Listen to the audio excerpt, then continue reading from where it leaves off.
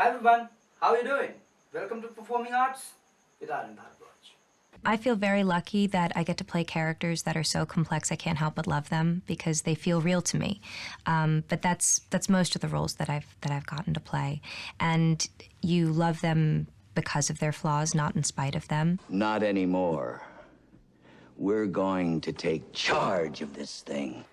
The Big Five model. These five sets are commonly known as the Big Five. We could simply call them Factor 1, Factor 2, and so on. But they have been labeled as follows. Extroversion, the tendency to be outgoing, energetic, and sociable. Openness, the tendency to enjoy variety, novelty, challenge, and intellectual stimulation.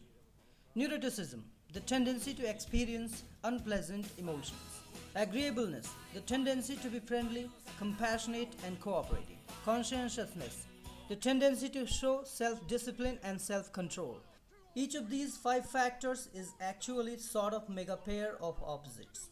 Extroversion versus introversion. Openness versus closedness. Neuroticism versus emotional stability. Agreeableness versus hostility.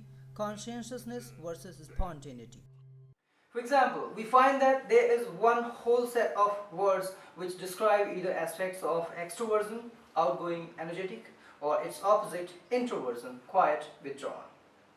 It's as if every word we may use to describe one another's personality falls under one of these five headings. So, in contrast to the types approach, many psychologists now understand personality as how we all vary on these five dimensions or five factors. It's not that the world is divided into, say, sanguine and choleric and so on. Rather, we are all variations on the same themes, and these variations define our personality traits. We each have our own scores on the same five scales.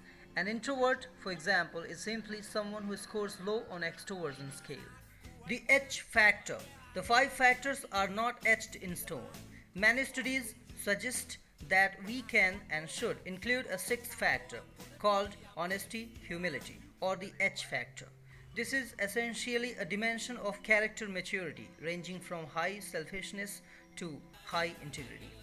Adding this H factor to the other five gives us a six factor model that is more popularly known as Hexco model. Multiple facets. A problem with the five or six factors is that they do not really account for personality. They just organize the words that people use to talk about personality into the fewest number of sets and treat those sets as dimensions of personality.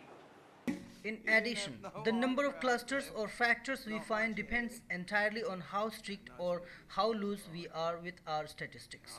To get down to five factors, we have to accept fairly loose connections between words. This means that, for example, we get lots of surprisingly different traits lumped together under extroversion, such as dominant, outgoing, and passionate, which is kind of reminiscent of having lots of different things attributed to the sanguine type. We could, however, be much stricter with our factors analysis and look for smaller clusters of words which are strongly connected. When researchers do this, they can identify around 20-30 factors. In fact, many now see each of the big five factors as a sort of general supertrait, each one covering a number of specific subtraits or facets that are narrower in scope. Neuroticism, irritability, insecurity, emotionality, extroversion, sociability, unrestraint, assertiveness, activity, adventurousness, intellect, imagination, creativity, perceptiveness, agreeableness, warmth, affection, gentleness, generosity, modesty, humility, conscientiousness, orderliness, decisiveness, consistency, reliability, openness, industriousness. Different researchers have identified different facets, but generally they describe 3 to 5 facets associated with big factors. This seems to give a much richer description. So, if the question is how many personality traits are there, the answer is how many do you want? It's all about whatever is convenient for any given discussion. If you want to divide people into two types, say extrovert versus introvert, then you can. If you want to describe how people vary in broad brush strokes, then you can use the big five or six factors. If you want a high resolution picture of individual differences, then you can use 20-30 facets or more. For example, what if there are some aspects of personality that do not manifest as dimensions with polar opposites, as in dominant or submissive, but instead, like eye color or hair type, do actually manifest in discrete categories? Could the psychopathic type be one of them?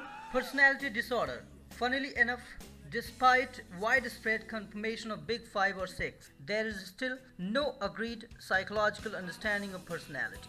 This is because psychologists have yet to agree on their understanding of human nature. Different psychologists hold fundamental beliefs that are dramatically opposed.